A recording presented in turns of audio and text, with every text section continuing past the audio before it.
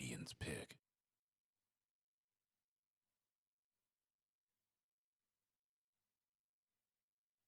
Good evening, ladies and gentlemen, and welcome back to the CSL, the Collegiate Star League. A real quick shout out to those that make it possible. Band, the #1 social app here at the CSL, the best place to keep your team organized, informed, and ready to go. You can download on the Google Play Store or Apple App Store now. Twitch, the finest streaming site in the world, and the biggest supporter of esports. We couldn't be what we are without them, so thank you to Twitch. And finally, Ace, Republic of Gamers. We welcome them to the CSL family for the 2016-17 season.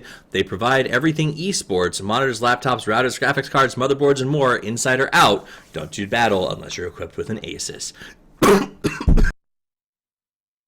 Sorry about that. My name is Sophies. I'm joined. Go ahead, Gorgon. Don't die. My name's Gorgon. I guess I'll be taking you through as the coroner makes it over to Toffee's computer.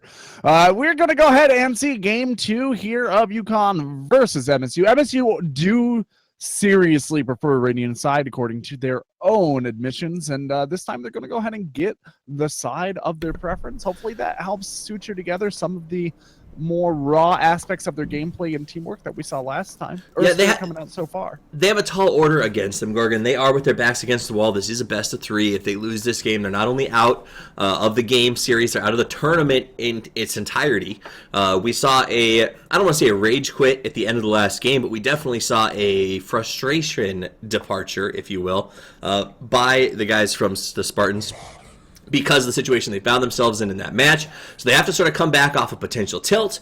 And also keep in mind, guys, the people who win this game go from a $500 guaranteed win to a $2,000 guaranteed win. And they go up against the winners of our C-Star League 2 channel game going on right now, which is RIT versus Purdue, I believe. So I'm not sure who's ahead over there, but it's whoever wins this game has another tall order for them right out of the gate, so it should be pretty good. Spartans were relatively undefeated coming into this tournament, got the bye round up front, but one has to ask, do you think that the early bye round may have hurt them because UConn felt more cohesive? Yeah, it's absolutely a possibility, right? We often see when teams don't have a lot of play in CSL, their performance tends to dip off, partially because there's not as much incentive to scrim as compared to professional Dota, right? These are guys and gals that have like college lives to live. They've got classes, they've got significant others, they're going out doing after school activities, they probably have jobs, they've got to pay for all their stuff, so right. Yeah, it was, they have lives. And I think it sums it up well. I was watching a little Twitch, reading through some of Twitch chat stuff after the last game, and we brought up the fact, I don't know if you guys know this, the winner of the CSL this year takes home $20,000 for their team. Somebody went, well, that's only $5,000 a person. That's not even a full year of tuition. And somebody responded with, dude, it's a free land trip and new computer money. And I was like, that pretty much nails my college career. If you told me anything about going on a trip and getting a new computer, I would have been ecstatic because I was eating rice-a-roni at the time. So I think that's a really good opportunity for these players to sort of, you know, have a little bit of extra. And really, how many times do we get to say in our lives that we played a video game to make significant money? Yeah, and you say like, oh, $5,000 isn't even a full semester tuition, but it is like a fifth of the wages that a college student who works full time is probably making, right? A college student that works full time is probably making like $20,000 to $25,000 a year. $5,000 pays off a fifth of a year of college tuition if you're somebody who's working your way through college. You definitely want that. You absolutely want that. It's not a small amount of money to somebody who's looking at student loans. Absolutely. All right, so let's talk about the draft in specifically. Team Venom, which is UConn versus the undefeated Spartans who lost their last game. Earth Spirit, Abaddon seem like very poignant picks. A lot of survivability, a lot of rescue potential. Do you think that that's what we're going to see out of the Spartans here? So that's something a little more careful than last time around? Because last time, their arc was very difficult. Yeah, I don't know that necessarily this is looking better for them. I think there were some issues with draft last time that made the Lena and the Magnus particularly viable targets that undermined the stability of the team. But the biggest problems that we saw were just team coordination and communication. which is usually the case. If they can suture that up, it isn't really going to matter as much if they get slightly outdrafted at this level of play anyway. Absolutely. All right. So what are you looking for coming out of University of Connecticut here? Something very similar, right? They bursted out of the gate very well. They clearly have a very strong mid laner. They have a strong roaming support with Village Fish, so I would expect them to pick up something like a Spear Breaker, a Ricky, a Bounty Hunter for Village Fish, and pick up a carry and a mid that window at a very similar time, around 12 minutes, and just try to do the same basic thing. Absolutely. Warlock, there's an interesting get. Somebody who is very strong early game, mid game, has some good push potential. Again, though, it's an interesting combination with Earth Spirit and Abaddon. None of them, I feel like, are your traditional hard-hitting cores. They sort of seem like they're really interested in pushing together, maybe, in this game instead of seeking fights. I don't know. I really don't love the Warlock pick here. There's a lot of ways that they have to stun him. If he is trying to do an upheaval and he gets hit by the swarm, it's just going to reduce his armor until somebody comes and kills him. Upheaval itself is completely countered by Stampede, and arguably Upheaval is Warlock's most important skill. Like, you focus on the Chaotic Offering because it's how he does his damage, but Upheaval's how his entire team controls team fights. And without that being a consistent land, Warlock basically becomes a Fatal Bonds machine that can heal a little bit. Abaddon does do a lot of damage if given an off-lane role, which is what I expect to see out of him. He can scale into quite a bit of damage. Shadow Fiend obviously can scale into quite a bit of damage as well. I'm really not sure what they do for their farming carry here. Right. And, now on the other side of the coin, let's go to where UConn is drafting, and Alchemist is going to get picked up there. Now, Gorgon, we don't usually have as many viewers as we have tonight, but most of our regulars know how you feel about the Alchemist. But for those who are maybe new to the league, what do you think about the Alchemist pick? I don't think Alchemist is a very good hero outside of very top-tier professional play. Okay. He's hard to work around. Now, granted, the recent changes at 704 made him a much better hero than he's been in a long, long time. The reduction of passive gold makes Greevil's Greed just percentage-based compared to your opponent's net worth so much better. And also the fact that you can share a Moon Shard if the game goes long enough gives him a lot more lifespan. But the problem is you really need to protect an Alchemist. You cannot let an Alchemist start to feed, and you can't die if you're a support and your Alchemist is on out farming, because his net worth, if your team is ahead at all, his net worth is leveraged against your deaths. So the entire team has to play much, much safer if you have an Alchemist. And we saw some pretty serious dives coming out of UConn last game. I don't know if they have the discipline to play an Alchemist. We will find out. So what you're saying, when you say Alchemist isn't great unless it's the highest levels, is because those high-level teams have the discipline to work around the Alchemist. Typically. Sort of in the same way that a Meepo tends to only seem to work in competitive play at the highest levels, where the team knows how to sort of work around that hero. Yeah, I think a Meepo is, if you've got a really good Meepo player or a really good Alchemist player, I think a Meepo is easier to execute at this level than an Alchemist. That's probably a controversial opinion, but a good Meepo player can solo a game. A good Alchemist player still usually needs a team. Okay, let's talk about this Lifestealer pickup. This UConn draft, I don't want to say feels like greedy. It is greedy. Where are they laning people? Is this like going to be a jungle and a solo support Jakiro? It's a roaming Weaver. And Gotcha. It's a roaming support Weaver. I would assume that's going to be Shikuchi and Geminid attack, or excuse me, Shikuchi and the Bugs for the negative armor, rotating around trying to get kills. Lifestealer is going to be your farming carry, offlane Centaur War Runner. This isn't completely off the wall, but the Weaver support isn't super popular, especially these days. Okay, well, the lineups are in. It looks like we are all set to go here as we head into the draft. Or everybody picks their teams, I should say, head out of the draft as everybody gets set up for this one. What do you think? Do you have a team taking skill out of it, a draft that you feel is a little bit more slated to win? I'm really torn because the MSU requires a lot of teamwork in team fights to make this work, but UConn, the support Weaver's not super easy to execute. The Alchemist, as I said, can turn on you really quickly if ganks are successful, and he does have trouble against strong roaming supports like an Earth Spirit. Independent of skill, I would lean slightly in favor of UConn, but it really could go either way. Absolutely. And keeping in mind, Michigan State has not traditionally been a pushover team. They performed very well throughout the season and are known for executing as a team sort of in with one mind. So this draft feels like it fits very well into their style of play. They know that if they lose this game, they're out of the tournament. So if you've got a pocket or something that you feel comfortable with, this is the game to use it in, Gorgon. And it seems like the oddity, to a certain extent, of the draft or the precision required feels like one of those, this is a pocket pick, this is what we're going to use to make sure that we maintain ourselves in this tournament. So it looks like it should be a pretty good one. That said, let's introduce the two teams. Gorgon, why don't you go ahead and get us started? All right, for MSU on the Radiant side, we've got Baboka taking Axe for a spin. Farseer is calling down his friends with the Warlock. Sleep at 4 is playing the Shadow Fiend. Sorry, I got a little lost there. It's all lines on the Abaddon, and Burning Fangay is rolling around on that Earth Spirit. That's the Radiant, the Dire side. This is going to be a University of Connecticut who took the first round and is moving on to the second. Ego is going to be playing the Life Stealer. We're going to have Jakiro played by the Village Fish.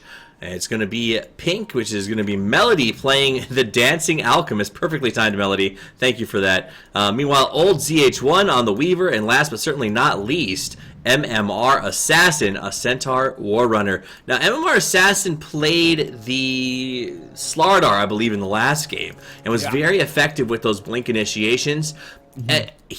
This hero feels a lot like a Slardar in a lot of ways. They're played very similarly. Yeah, the Centaur plays just a little bit more as a tank and a lot more as a potential defensive force and a burst damage dealer, whereas the Slardar is a little bit more of a pace controller, and both of these heroes really exist to initiate, though, in one way or the other. You do have to worry if you are MSU. You've got to come into this game and absolutely shut down this Alchemist. If this Alchemist is able to get up an armlet and then move into whatever secondary damage item he wants, and then buy this Weaver and Ags, and so the Weaver is just a heal bot, basically. Now, throws out the bugs, heals up the Alchemist. I don't really know what... Well, so with this Alchemist, do you perceive him that he's going to be a hard farming Alchemist, or is his goal going to be Ags for the Life Stealer, the old BSJ style, Ags to the Weaver, and sort of a distribution Alchemist, or is he going to look for 6 slots first? I think Life Stealer is the least important Ags to get out of this whole team. But ooh, nice Courier Snipe coming out here from Burning Fangay. Oh, good catch. So Burning Fangay goes up to the top, gets himself a nice Courier pick, which is definitely going to hurt that Alchemist. Lost the bottle, which he sort of needs right now, and gives Shadowfiend an advantage. Sleep at 4 going to be very happy with that support play from the Earth Spirit, who immediately heads up to the top to cause a little bit of trouble for Village Fish. Yeah. I do like that Courier pick. In theory, the Alchemist should be fine. He's got a Shrine, and he still has a healing salve. By the time he's in a lot of trouble, as long as he plays smart here, he should have his ultimate and just be able to heal up on his own. All right, guys, we'll keep an eye on this. Let's watch that middle matchup. Burning taking a lot of damage from Village Fish, who pushed him backwards. Meanwhile, very aggressive lane coming from old ZH1 and the MMR Assassin here on the bottom on the old 2v2. The problem they're going to have is this Farseer is so good at harassing early on. So much damage output, and it's tough for Assassin to get in here and get those last hits. Yeah, this is a really nasty lane combo, the Warlock and the Abaddon. They've got a lot of heal potential, and they've got a ton of harass potential. Now, fortunately, they haven't quite hit their stride yet, and the Weaver's no slouch in lane. Babeka could be in some trouble. Village Fish comes forward. He's got the slow. No Ice Path yet, though. They get the chase. They're slowing in every way. Almost no spins for poor Babeka. He gets one at the end, but it's not enough. Ego draws himself the first blood. Yeah, that ends up being just a little too far for the Axe, who has his Iron Town and will probably just retreat to the jungle here pretty soon. No reason not to. Really, if if you're on MSU, you're not honestly that concerned about the Life Stealer. You're more concerned about the Alchemist. Life Stealer, you obviously don't want him to get off to an amazing start, but Alchemist is going to be the tour de force that's going to boost up his entire team if he's not rotated on regularly. So that is a onus that they're going to have to deal with. Sleep at 4, taking a lot of damage from Melody with that acid spray. Has to be careful here. ZH1 coming forward for the harass non-stop, but again, just immediately gets a Photic shield and tapped by Farseer. Burning, hiding in the trees, looking for a chance to get an initiation. Should be interesting to see them come forward. MMR gets a nice stun. Here comes the roll. That's what they wanted. They wanted to sucker him forward. Assassin realizes his mistake, sees him coming from all sides. A Photic shield goes boom. MMR Assassin pops the TP. He'll be able to get away. Good foresight. ZH1, Saguchi off in 1 second. He'll get himself out. Couldn't resist the tap, and then runs to safety. Nice escape. Interesting. No boulder smash there. He dropped a stone up, but couldn't get the angle around it to do the boulder smash. And because of that slight misplay, the Centaur ended up getting away. Absolutely. If you're that Earth Spirit, you're kicking yourself just a little bit on that one. All right, guys, a lot of folks are asking about CSL formats, things like that. We do have an admin in chat to help answer some of those questions, but most of these teams are, just to be clear, full-time college students. They are not collegiate athletes in the sense of, wow, nice pick, Sleep at 4 in the mid. They're not athletes in the sense of they are getting scholarships from the schools, or even a lot of these teams aren't necessarily sanctioned like a traditional team would be. They are esports clubs within the team. The goal of the CSL, obviously, is to help add a credibility to what they're doing so that schools like, I believe it's RMU, was it Robert Morris, does sponsor their team. And a handful of other teams have embraced collegiate esports, and a lot of it is because of things like this. So Melody in some trouble in the mid again. That is the second kill in a minute and a half. That's exactly what you said they had to do up against this Alchemist. And you will notice that the axe is in the jungle. He is not contesting with Lifestealer. That's going to give Lifestealer a pretty decent leg up. The problem is he's not the pace setter for his team. He still needs 2 items. Nice pick off on the Warlock. Old ZH1's trying to get out as Abaddon chases him down. Old ZH1 will fall. Support for support. MMR Assassin still harassing the Abaddon, but not going to be able to get much more than that. So a little bit of a 1-for-1. These two basically taking turns slapping each other in the wrist. Maybe doesn't quite get there. Abaddon escapes with 8 health. Yeah. The heal just in case there's some weird wraparound coming, but there's nothing coming in it. A wraparound now on Sleep at 4 is Village Fish, who was that really strong roaming support on the Spirit Breaker last game.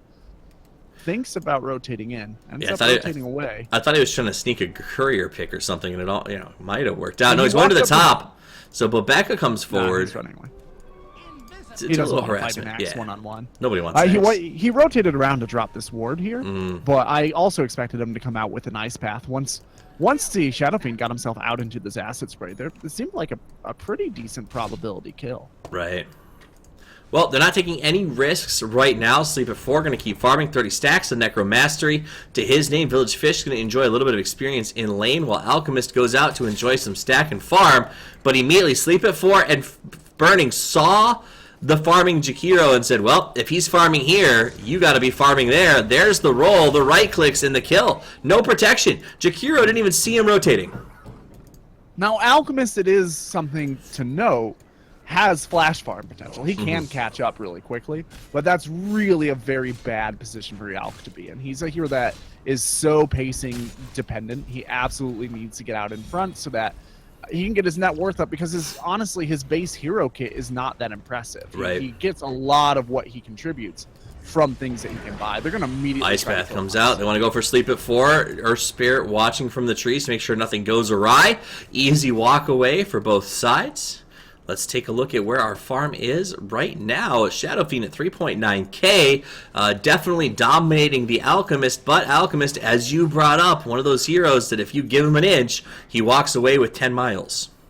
Yeah, unfortunately, because of the way that Greevil's Greed works, he really does need to have at least 20% net worth over his next closest opponent, and he is sitting almost down below his own Centaur in net worth. The Centaur is very close to passing him. That's a terrible spot for an Alchemist to be in. Tough place to find yourself, especially against a Shadow Fiend who is doing very, very well right now.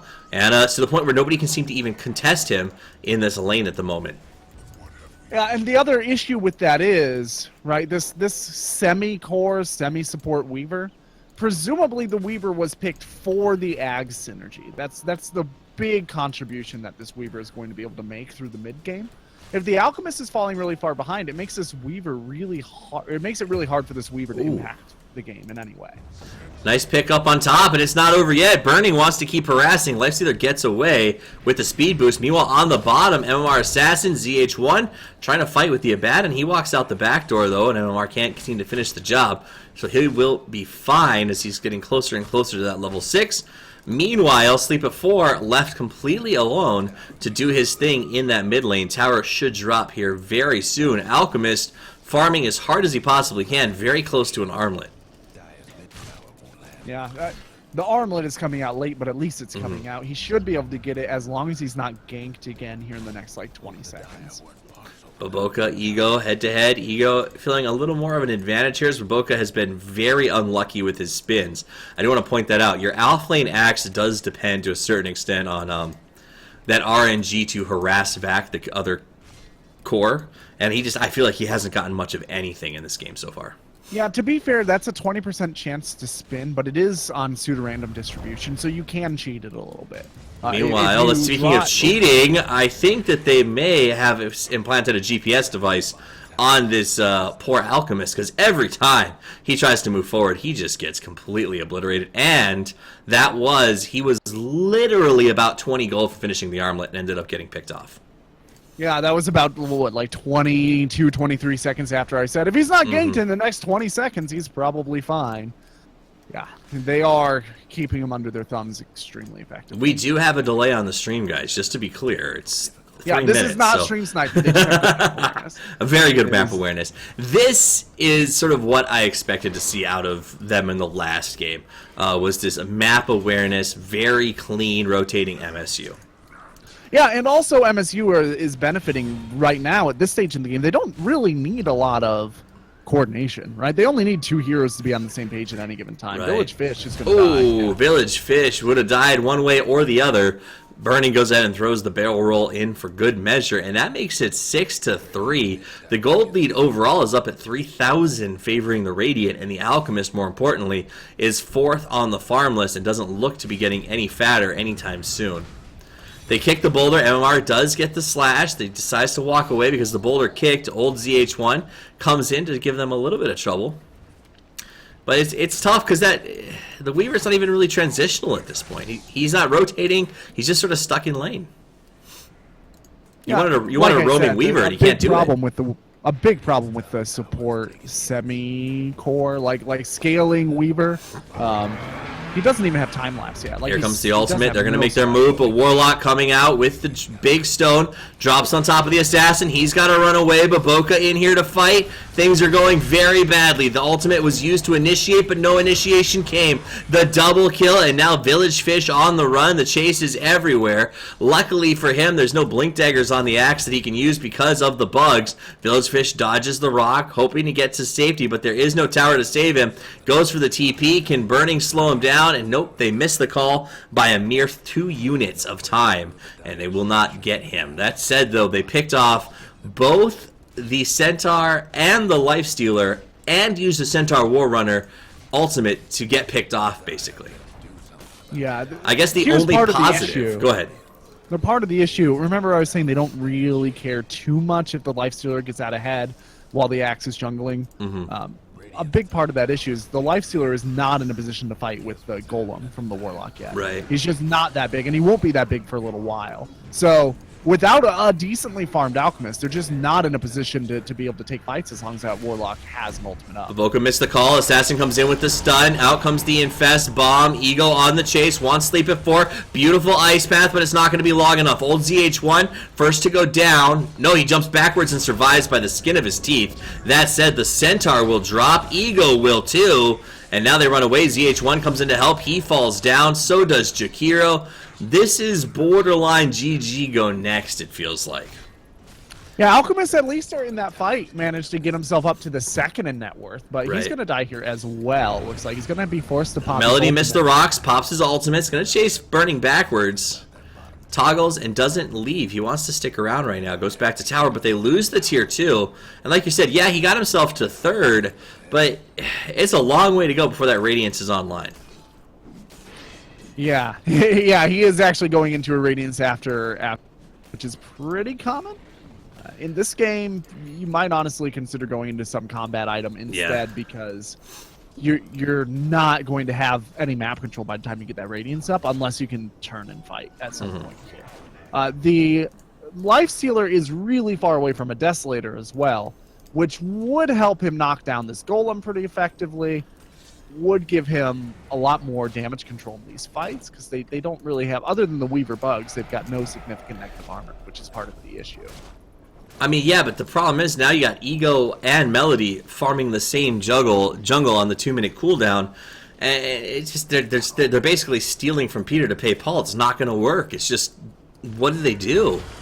Nice presumptive ice path to buy some time, but Village Fish goes for the TP. Sleep at 4 comes to the high ground. Cannot finish the job. Well, execute. Nice little escape there. Earth Spirit comes forward. He finds some bad news. Everybody seems to be waiting for him. The roll doesn't work. Can they finish him? Not before the rock comes out. He will survive. Baboka in deep with the call. Burning, trying to kite. Melody's on the run. That's the one that they really want, so they're after him on all sides. Ego going for the chase here now as well. He's in trouble with the axe. A good toggle to buy some space, but Sleep at 4 hunting, finds him, and the death. So they get a good pick off on the Lifestealer, and somehow Burning survives. Absolutely. If that Warlock ultimate is up, they cannot fight unless they know exactly where he is. Yep. As you saw, the Lifestealer is still not able to stand up to it. It won't be able to stand up to it for some time. And if he can't do it, nobody can. Right. And really it comes down, Dire Vision is insanely dominant right now in terms of they know exactly what's going. They're trying to Dire is doing everything they can defensively to try and keep track of these rotations, but Radiant, who has good vision, is rotating through the holes. It's like they know exactly where they're watching because they brought that Warlock around and up this way to make sure that they got the pick in the one spot that they couldn't watch. Yeah, you had mentioned the sharing of the jungle being an issue. It is an issue, but because of the nature of the Alchemist, he can just go through and knock down all the small camps and still get a lot of farm, leaving the Ancients and some of the larger camps for the Lifestealer. I think they can split the jungle decently effectively between the two of them, but they can't do it if the jungle's constantly being invaded. Right. And notice that the Dire Vision, the vision that they have up, is deep in their jungle. It's not very defensive. It's like reactive. They have the mid lane watched, and then like these two camps over here defended, but that's not good enough. The man looks like he's going a little bit deep here. He's got to back away. Amar Assassin comes out. Ice Path to buy some space, but here comes the 4. So much damage coming out of that Shadow Fiend right now. Baboka as well. They can't seem to fight this tower. Melody's going to have to hide in the background. But yeah, we showed you the Dire defensive triangle. The Radiant triangle is also just ridiculously strong and incredibly aggressive. Yeah, so if your opponents have incredibly aggressive wards and you're basically on top of them, it's an indication that you have not gotten your wards out far enough. Your opponents are looking where you're looking, which means you're not going to see them coming. That's where they're going to, is where you have their wards. Exactly. All right, so Melody up to the top to continue trying to farm 4.2k. So the Sacred Relic is buyable if you can find a spot to buy it. Into Roche goes the Radiant. Even if they figure it out, I don't know that they can contest this right now, as Warlock 11 seconds away from the rock and smartly hiding on the outside. They're thinking about it. They are going to throw the bugs. The bugs know all. That's not going to slow down. Melody TP's in without the Radiance. I think if you don't have that Radiance up, you don't contest this just yet. He will walk down to get... Yeah, he says, I can't risk a death, guys. I got to get this Relic. Yeah, and he is going to be able to walk over and grab it before he dies. I like how you said that with the inevitability of death. Yeah, well, before he dies, he's definitely going to die again before he gets a power spike. Right. Because with the Niches, his opponents are pushing on his mid. He's got to be and careful he's going to here. be the target. Absolutely. You better believe it. He backs away. Immediately they go to Radiant. It's going to try to put together a mid push with the Aegis up on the Shadow Fiend. As if he's not scary enough at this point in time. He'll come forward, get those clicks out. Remember, that gives him lots of Requiems of Death. here as he has the Aegis to come back up and cast again. Sleeper 4 starts to work his way through the tower.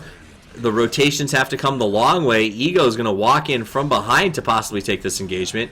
Sleep at 4 is just melting down the Rex. Their gold lead is at 10,000. Ice Path to stall. Abba left behind. Melody chooses to hack at him, but already drops off half of his health off of 2 shots from Sleep at 4, who's just tanking the acid spray with 0 Fs given.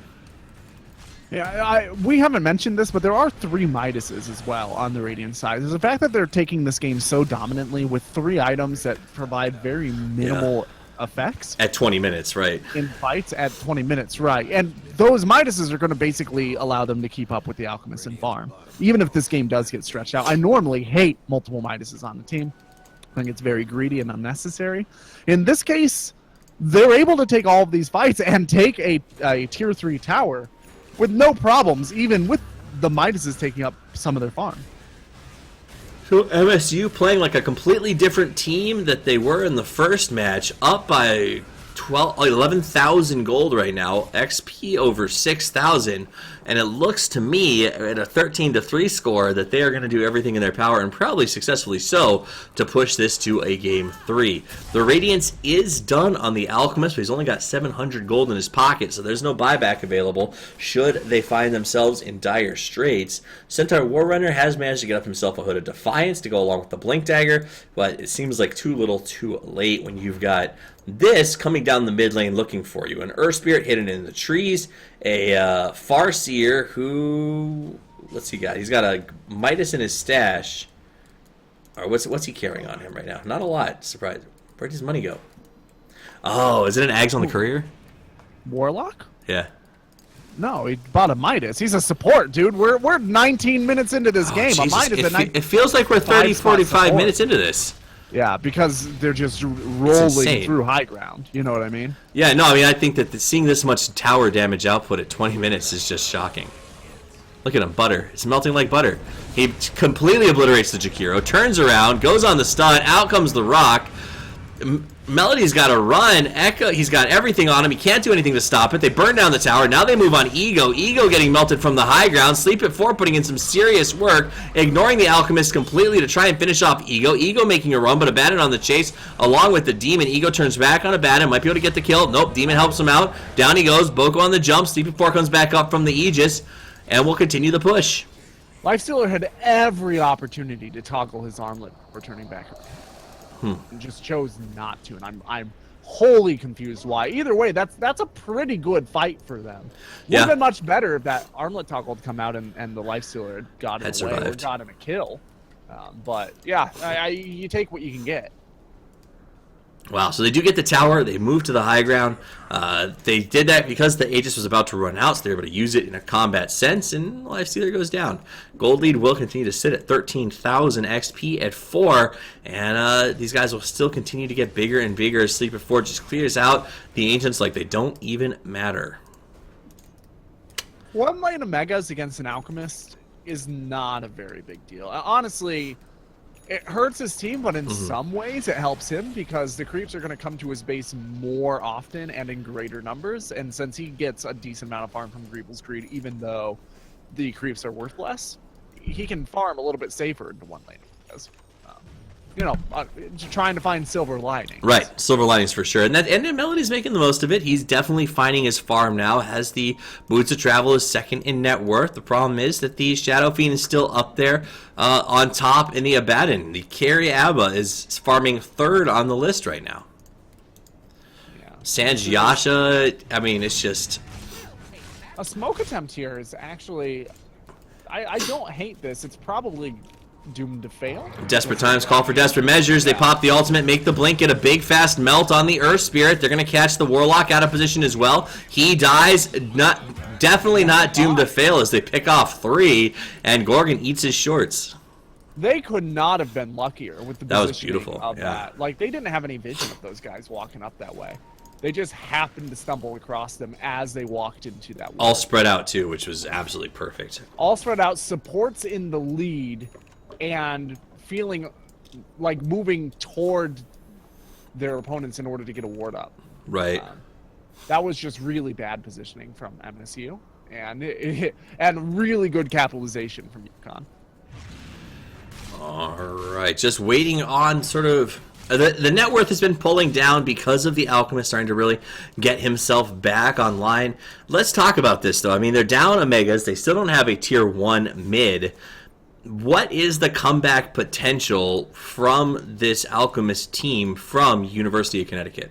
It's actually pretty good. Like, they scale really well into the late game. Because they have an Alchemist, they can farm a lane of Megas without too much trouble. Right before that good fight, remember I said the Lifestealer needs 2 core items before he's able to really contribute? He bought that Desolator immediately before that one big swing in the bottom lane. So he's able to contribute fairly successfully now as well. His opponents all went for Midases except the Axe, which has not paid off yet, giving them a very narrow bubble in which they can maybe punish MSU. And if they do so very successfully, MSU might find themselves regretting this. This is a double damage Shadow Fiend they're going to take to the top lane. Not much they can do to stand up against that except pop the Glyph and hope. Burns off the Roaches. Meanwhile, Abaddon gets caught inside of an Ice Path as they continue to try to slow down the chip and murder of these Rex, and honestly, that just came down to a double damage rune. They said, you know what, we know Shadow Fiend's hitting like a boss right now. Let's go ahead and chip that thing down while we've got the DD running, and the guys from Dire couldn't do anything about it. Axe is waiting for a big call here, but he's going to be outside of range. There's the punt. It's going to make the move. The rock comes out. This is a big move on Melody. Centaur pulls his ultimate defensively. Nice play to catch themselves the Lifestealer. No, they get the Shadow Fiend on the Infest. Warlock is down as well. Melody stunned in the trees. MMR Assassin getting low. Baboka with a good call. Melody wraps around the back. Village Fish in some danger. Baboka thinking about coming in. Aphotic Shield pops. Melody gets low. Looking for a kill on the Axe, but he is spitting to winning. Ego in some trouble. It looks like they might get the Weaver. Weaver gets himself healed back. Fan is going to roll to safety. Melody, though, in some trouble, finally survives with the toggle, and it will also be Earth Spirit getting away, so a 3 for 2 going the way of the Dire. ZH1 wanted to still try to finish the job, but may lose his life because of it. He had nowhere to go. He had already used his ult, and the Lifestealer was coming up from his... There was no way for him to take it away. His TP was in his backpack by the time it came off cooldown. He would have been dead. So he just had to stand and fight and hope somehow the armlet toggle wasn't there. Weaver goes down. So, yeah, I don't know why he put himself in that position. You start coming back and you feed off of, support, whatever. So the gold lead, though, has fallen from 13,000 down to about 7. So a pretty big pullback, and they actually now have the experience advantage coming out of the map on 2,000. So Dire definitely not out of this. There was a point in this game where it felt so demoralizing that I think most teams may have just GG'd and gone to the next one. But UConn has a never say die attitude and is really capitalizing on the CSL throw system. Yeah, and the other thing is they saw their opponents get all these Midases, so they knew that their opponents were going to be weaker than the net worth disadvantage implies. They're taking advantage of that really well. Like, they are still serious underdogs in this game against 2 lanes of Megas. There's a lot less potential to come back than against 1 lane. Right. Even so, they do have that potential. There is always some comeback in the CSL. All right, there's the smoke as they think about going for the gank. A little bit of a split up here. MMR Assassin's got the Infest inside of him. Abaddon playing the Scout. That's not who they want to try to fight, though. They're looking for some picks here. There's the jump. Centaur pulls his ultimate. Infest Bomb on Bagoka. Nice play there to buy a split with the Ice Blast and huge Macro Pyre. Do they have the damage, though, as Melody tries to stand inside of it, taking a lot on return from Sleep at 4. He's hiding in the trees. Melody's got to run. Sleep at 4 putting in a lot of work. Good Ice Path to try and buy some time. Melody out the back, gets the heal, comes to the high ground, but he is stunned, locked up. They go for Sleep at 4, moving in on all sides. What a play! In comes MMR Assassin to finish off the Shadow Fiend. The chase is on. They want Ego, but watch out, boys and girls, because the rest of the team has arrived. Ego running away from Abaddon, who's putting in a lot of work. Abaddon's ultimate will get popped, but he's surrounded on all sides. The rock came out from Warlock. Melody turns back around, gets the stun. They should be able to finish Abaddon here, but here comes Burning and Farseer. The AoE is just too strong. They end up finishing off the Assassin and the Dragon. Weaver's got to walk away. And I think, again, an issue of they got what they wanted, just get away now. Yeah, they really could have walked away from that fight. I think they underestimated how tanky Abaddon is. Yeah, well, you got to kill him twice, basically, right? That's a big part of the problem. Brutal. That plate mail paid dividends in that fight for him. Which, by the way, once that AC comes out, it's going to be a very tough situation for the guys on Dire.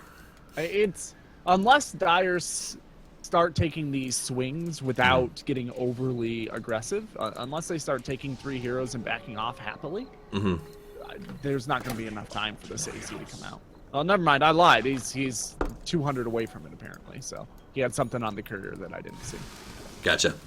All right, so Melody is going to continue farming very aggressively. They've made plenty of space for him to do his thing as he's got 6,000 gold in the bank and farming back and forth on the map. ZH1 with the Solar Crest now up and running for the next fight. Ego with the Desolator Basher as they look into the Roche Pit and say, maybe it's time to work against MSU. Abaddon now has the Hyperstone up, so that actually has the full AC finish, so he gets the whole thing done at the same time that Alchemist finishes up the Octarine Core. Octarine Core not nearly as useful as the AC here because he doesn't have the map control in order to spam the solutions out very far. All right, so that said, the Alchemist will continue to try to get something here. Farseer has started to work on the Ag Scepter. He's about halfway there. The Hand of Midas finally starting to pay a few dividends for him as we hit the 29-minute mark. Sleep at 4. Going to go in there at almost 4,000 gold as they clear out the Roche. Abaddon up close and personal with it. What do you put the Aegis on? Too late on this. Like, they know it's happening, but they just did not move in fast enough. All right, in they go. Aegis does go down. It's still sitting on the ground. Gets picked up by Sleep at 4. Bugs come out, see what happened, and the guys from Dire will smartly walk away, choosing to expend their work on defending the high ground, presumably, and getting Melody a little bit more farm. They are down 2 sets of racks, I'm sorry, and how much is that pressure on them? Is it that bad? Because Melody seems like he can clear aggressively. Like it doesn't seem like it's an issue. It's not an issue when his opponents aren't pushing, but it's definitely an issue when his opponents start pushing, right? Which Melody can either now. use his illusions to clear out both other lanes, or he can have his Manta for a fight, but he can't do both. All right, speaking of, the push starts up on the top lane. All of Radiant decides to use the Aegis.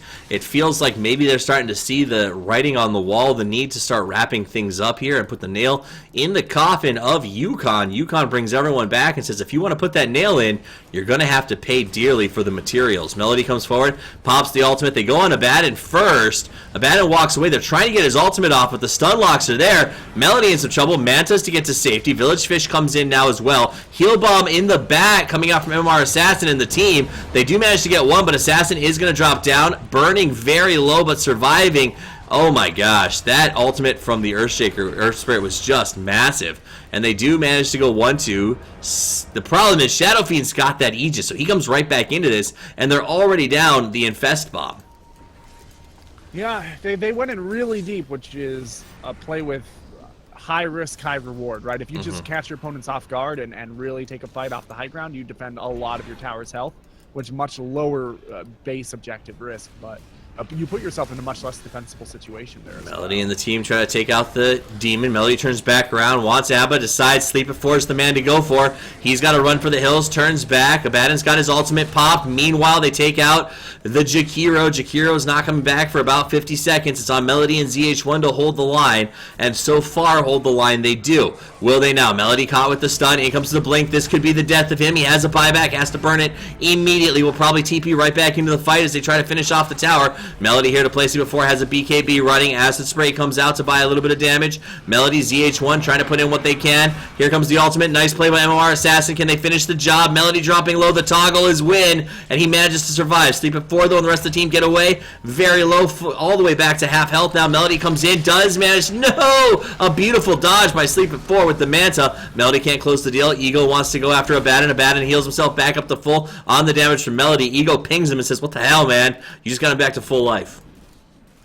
Now, yeah. There were a couple of issues that fight. Melody had Manta off cooldown, but ended up self-stunning anyway. I think if you're drafting an Alchemist in any sort of level competitive play, that player absolutely needs to be able to Manta dodge his own stun at least 4 out of 5 times. Like he literally died because he failed to Manta dodge that stun. That's a big portion of this build's survivability that makes it viable. If you're not doing that on a very regular basis, It's just the Alchemists can't live in fights. Right. Every time you pop that concoction, your opponents just back out. They have heavy mobility team, and the Alchemist just self-stuns, and by the time he comes to, he's dead. And that's what we saw. Now, they did manage to hold the racks. All they lost was the tower off of the chaos of that fight. However, Alchemist did burn a buyback. They didn't manage to get the Aegis out from the Shadow Fiend, so I guess a little bit of a back and forth there as Melody continues to farm. Looks like he's going for that Ace Team next. Rest of his team playing very carefully. Pipe of Insight, by the way, up on the Centaur Warrunner. ZH1 trying to get the Desolator up and running as a support. Should be pretty interesting. There's really no reason for him to do that. There's already Desolator on Lifestealer. It does not seem like this Alchemist is going to get him an Ags anytime soon. He should probably start working towards an Ags. Right. Because an Ags on this Alchemist would make him like a raid boss, as you mentioned. He would be very difficult to kill. Same for the Lifestealer. Suddenly you have to kill him twice. Suddenly an initiation with an Axe and Blade Mail does 0 damage, right?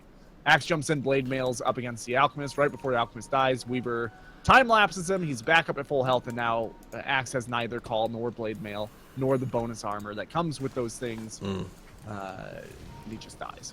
Speaking of dying, Burning and Melody go head-to-head here. Melody decides it's not worth sticking around. The rest of the team might be nearby and decides to walk away. So just to be clear, for those who may not are familiar with the Weaver, the Ags makes his ultimate time-lapse targetable, right? Is that how it works? It becomes click target. And for those who don't know what the spell does, it moves you backwards in time basically 5 seconds. So Alchemist, a hero who tends to be able to regen most of his health, can go in low or go in heavy, take a ton of damage, bounce back out to full, and then come in and just do it again. And that's absolutely devastating.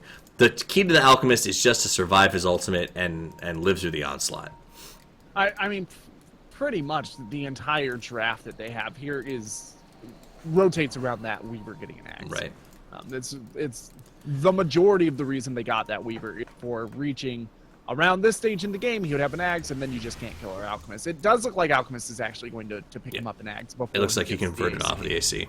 Yeah, which I think is absolutely the right call.